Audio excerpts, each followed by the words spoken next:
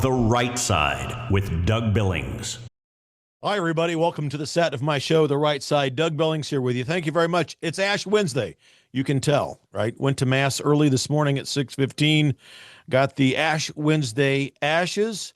And whether you're Catholic like me, whether you're Protestant, Evangelical, or someone who's just feeling a quiet tug on your heart today, this is a beautiful and powerful day in the church calendar. It's the day that the church looks at us in the eye and says, remember, you are dust, and to dust you will return. Or in another more modern and beautiful way, the church will say, repent and believe in the gospel. So I want to give you a full and deep, encouraging dive into Ash Wednesday today. I want to tell you where it really comes from, why I think that it matters more today than it really ever has, and why I have zero patience for the handful of religious kooks out there who pop up every year or during every religious holiday, screaming that if something has a whiff of a pagan root or a pagan history, then you've got to get rid of it. It's automatically off limits. We see it all the time. I'll get to them in a minute.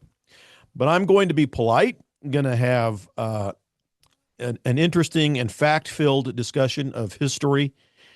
And I'm going to be firm with the people who belong to Kookville.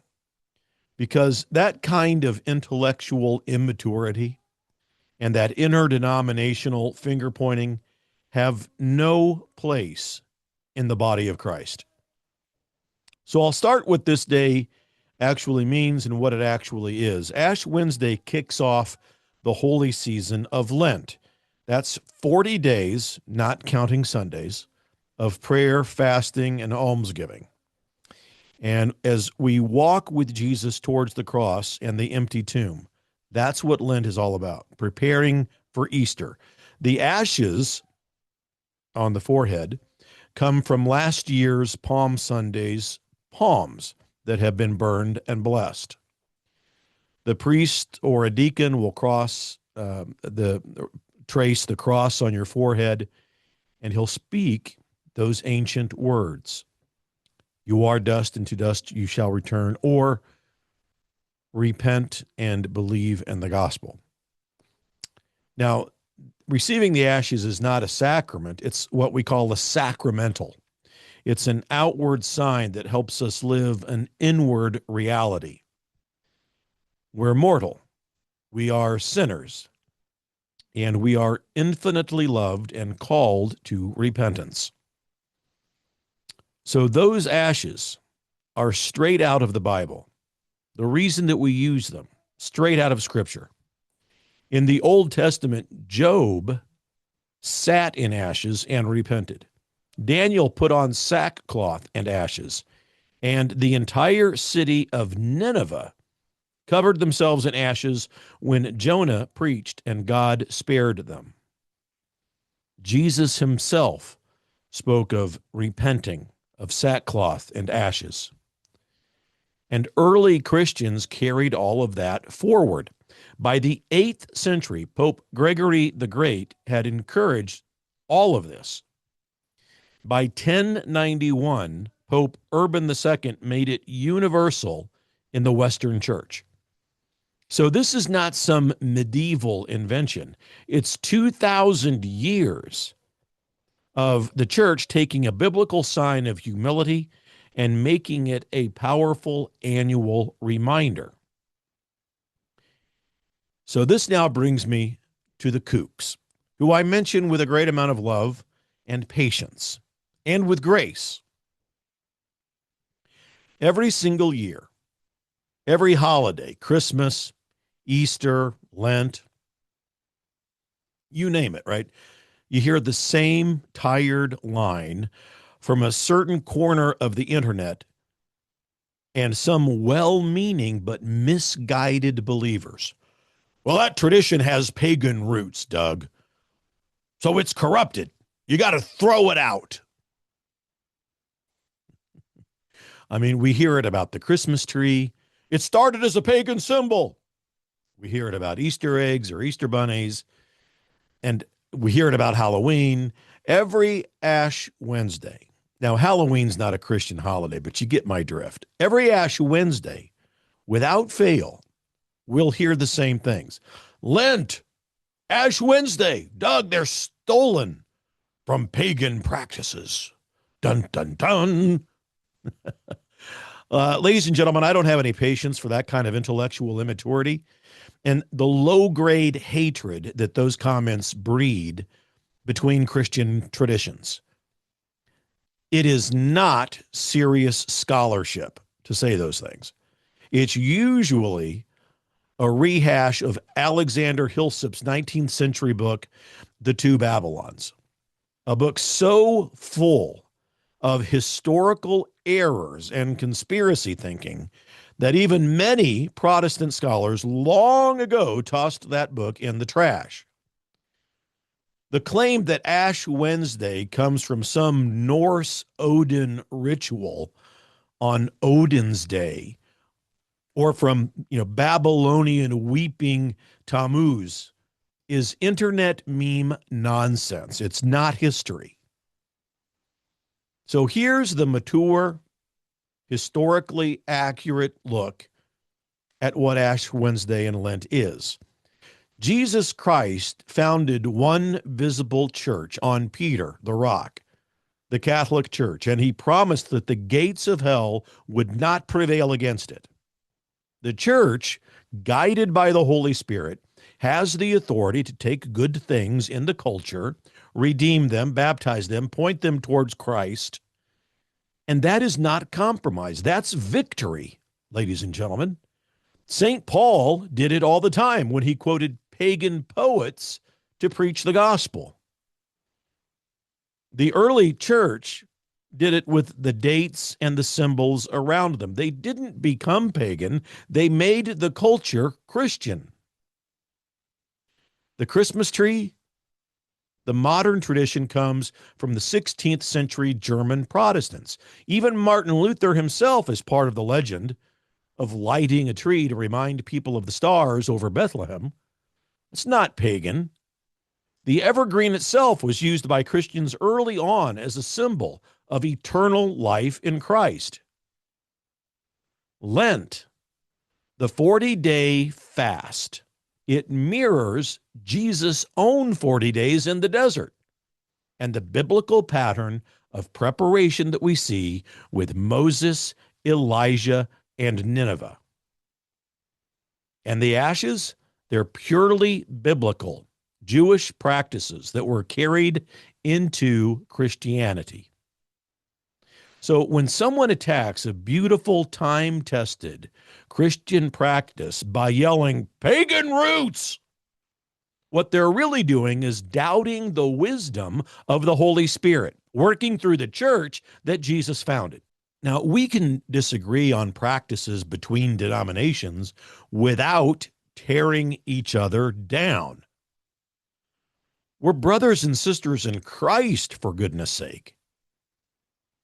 So the Catholic Church doesn't claim every tradition is mandatory for everyone, but we do say that these ancient practices have borne fruit, good fruit, for over 2 millennia. And look at the fruit right now that we see in 2026. Young men, the very group that the radical left liberal culture tried to emasculate, are flooding back into churches in record numbers. Barna data and polling shows that Gen Z and millennial men are driving the highest church attendance and commitment to Jesus in decades. These young men, they're hungry for strength and for order and for something ancient and true. Many of them show up on Ash Wednesday for the first time, getting those ashes and saying, this feels right. Because they want the rugged faith of the saints. They want the clear call to repentance. And they want the sacraments that actually change you. They're rejecting the weakness of the old world that sold them, and they are embracing the cross. And it's beautiful. And that's why today matters so much. In a culture that's drowning in fake science and chemical fog and attacks on innocent children and so forth, the liberal agenda and its attack on life, Ash Wednesday stands as a quiet, powerful act of resistance. I am dust, but I belong to the God who raises the dead. So here's my invitation to every one of you, ladies and gentlemen, Catholic, Protestant, or a seeker of truth. If you haven't received ashes yet, go. You still have time today to get it done. Many parishes have evening services, and wear them proudly for the rest of the day. Let the world see you. Go out for dinner after the service. And for Lent this year, keep it simple, but remember that it's all about 3 pillars. The first one is prayer. Add just 10 minutes a day with scripture. The Our Father prayed slowly. And then with fasting, give up one thing that controls you.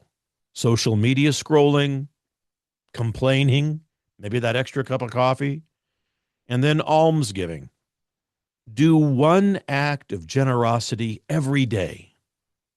Money or time or kindness. Whether you're in a grand cathedral with incense or a simple Protestant service with a cross of ashes, it's the heart is the same, right? Our hearts are all the same no matter where we are.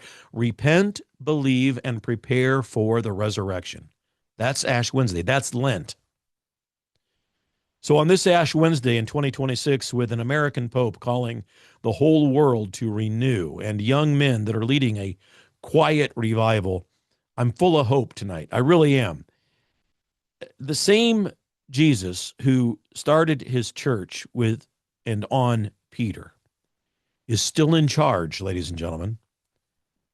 The ashes remind us that we are small, but the cross reminds us that we are his. So if this blessed you today, if this meant anything at all, do 3 things right now. First, hit the like button, hit the share button, head over to YouTube and subscribe to my channel at The Right Side Doug Billings, at The Right Side Doug Billings.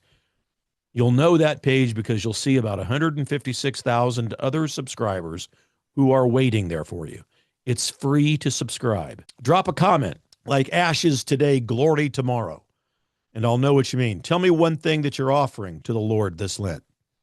I read every single one of those comments, and I'll be praying for you. As you know, over here we say we meet, you and I, we meet in determined prayer and determined patriotism. Share this video with someone who needs to hear that the church that Jesus founded is still strong, still beautiful, still calling us home. We are dust, but we are beloved dust. And because of the one who rose from the dead, ladies and gentlemen, we win. God bless you, ladies and gentlemen. God bless America. We are in this thing together. Believe it. For the Republic, for each other. Cheers. The Right Side with Doug Billings. Hi, everybody. Welcome to the set of my show, Doug Billings. Hey, my good friends at EMP Shield, that's electromagnetic pulse, in case you're from Raytown, Missouri. Electromagnetic pulse could wipe out your home electrical system, could wipe out your vehicle. And thanks to the radical liberal agenda that was put forth under Administrator Biden and Vice Pretender Harris, there are lots of people in this country who want to do us harm. And maybe an EMP device would be their chosen weapon. But EMP Shield gives you a device that can protect you. This little baby here goes on your home outlets, a computer, a router, whatever you want to protect. And then they also have a larger model like this. You can still hold it in the palm of your hand that goes on your vehicle battery so that you can get out of trouble from point A to point B. EMPshield.com. Promo code Doug, ladies and gentlemen. Save yourself, save your property. EMPshield.com, promo code Doug. We're in this together, folks. Believe it. For the Republic. Cheers. The Right Side with Doug Billings.